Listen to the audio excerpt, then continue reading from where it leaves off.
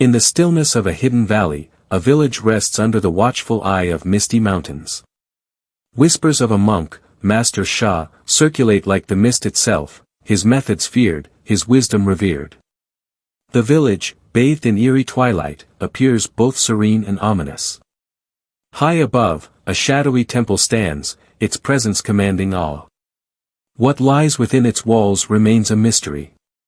Some say the master there can heal even the deepest wounds, though his ways are as harsh as they are profound.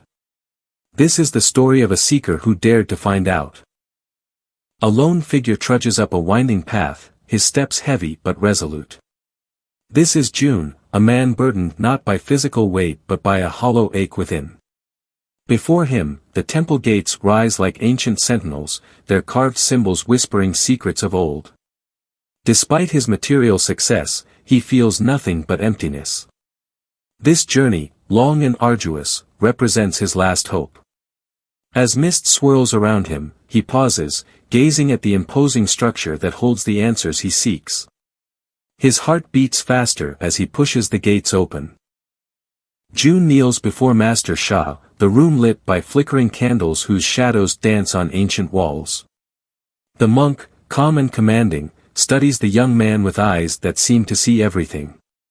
"Why have you come?" Sha asks, his voice as steady as the mountains outside. June stammers, revealing the ache that no riches or success could fill. His words linger in the air, a plea for help from someone who has seen it all. Master Sha's silence is more powerful than words, a prelude to wisdom that would challenge everything June knew. Without a word, the monk leads June up a rugged mountain trail, where each step feels like a test. At the edge of a cliff, Master Sha stops, picks up a pebble, and tosses it into the abyss. "Catch it," he says, his voice calm but firm. June looks down, bewildered, realizing the task is impossible. Sha smiles faintly, gesturing to the horizon. "You chase life like this pebble, always beyond your reach." The vast valley stretches before them, a reminder of how small human ambition can be. In that moment, a seed of understanding begins to take root in June's mind. Back at the temple, June's real test begins. Day after day, Master Sha assigns tasks that range from grueling to absurd. One moment he carries water under the blazing sun, the next, he sweeps fallen leaves that never seem to end. At sunrise, he meditates, at dusk, he contemplates riddles with no answers. Frustration builds as he questions the purpose behind these endless tasks.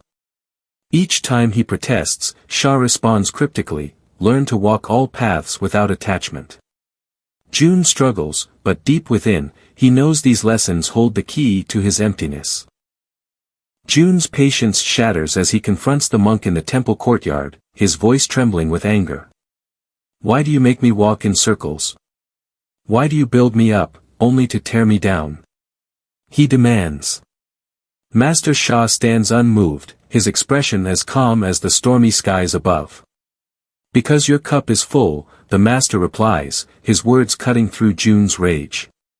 "You must empty it before it can hold anything new." Thunder rumbles in the distance, mirroring the turmoil in June's heart. Under the pale glow of the moon, June sits alone in the courtyard, his mind swirling like the mist around him. The day's events weigh heavily on his soul.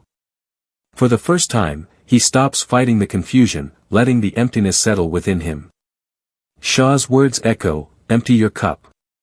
As shadows flicker across the ground, June begins to understand that the void he fears may hold the answers he seeks. The night feels heavy, but not oppressive. In the silence, a strange clarity begins to emerge, hinting at transformation. Days turn into weeks, and a change begins to unfold within June. He no longer questions the tasks but performs them with quiet purpose. As he meditates at dawn, sweeps the courtyard, or carries water, a serene focus takes over. The emptiness inside him no longer feels like a burden but a space to breathe. Each action feels lighter, like stepping into a new rhythm. In the golden light of sunrise, the once struggling man begins to find peace in surrender. Master Sha watches from a distance, seeing the transformation in his student. At last, June stands before Master Sha at the temple gates.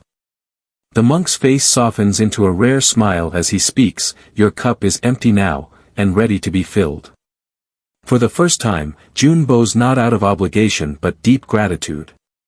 Beyond the gates, the valley stretches endlessly, bathed in golden light.